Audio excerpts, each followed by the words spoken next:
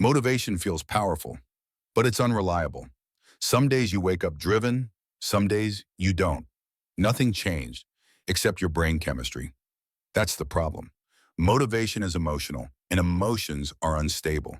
If your progress depends on motivation, your progress will be unstable too.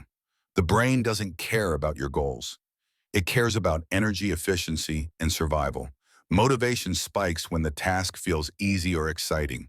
The moment effort increases, the brain pulls back.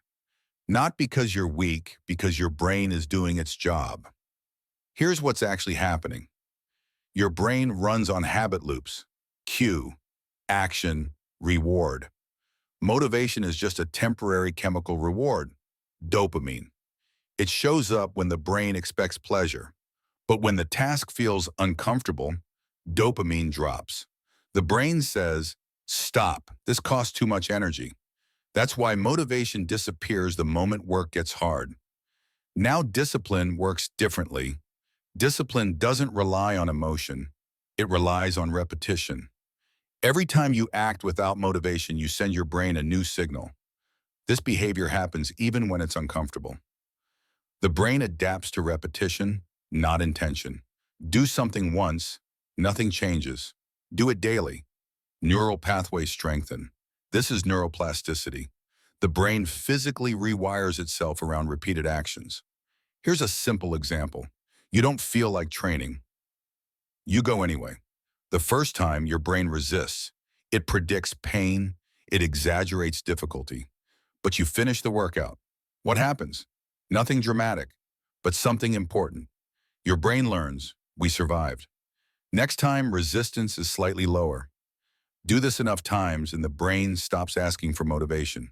The behavior becomes automatic. That's discipline at work. Motivation asks, how do I feel today? Discipline says, this happens no matter what. And the brain responds to certainty.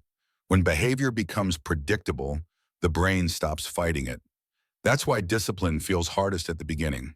You're fighting old wiring, comfort circuits, avoidance habits, instant gratification loops. At first, discipline feels painful, then neutral, then normal. Another example, think about brushing your teeth. You don't wait for motivation. You don't debate it. You don't need a hype speech. It's automatic. That's not motivation. That's a trained neural pathway. Discipline turns effort into default. Here's where most people fail. They wait to feel ready. But readiness is a feeling, not a requirement. The brain rewards action after it happens, not before. Action creates momentum. Momentum creates dopamine. Dopamine reinforces behavior. That's why starting is everything. The brain only believes what you repeatedly do, not what you promise, not what you plan, what you execute. Discipline also changes identity. Every repeated action sends a message. This is who I am. Train daily, you become someone who trains. Work consistently, you become someone reliable. Avoid discomfort, you become someone fragile. Identity is not chosen, it's reinforced. Here's the uncomfortable truth. Motivation feels good because it removes responsibility. If you fail, you blame the feeling. Discipline removes excuses. It forces ownership. And the brain resists that at first. But once discipline is installed, life gets easier. Not comfortable. Easier. Less mental friction. Less decision fatigue. Less internal debate. So stop chasing motivation.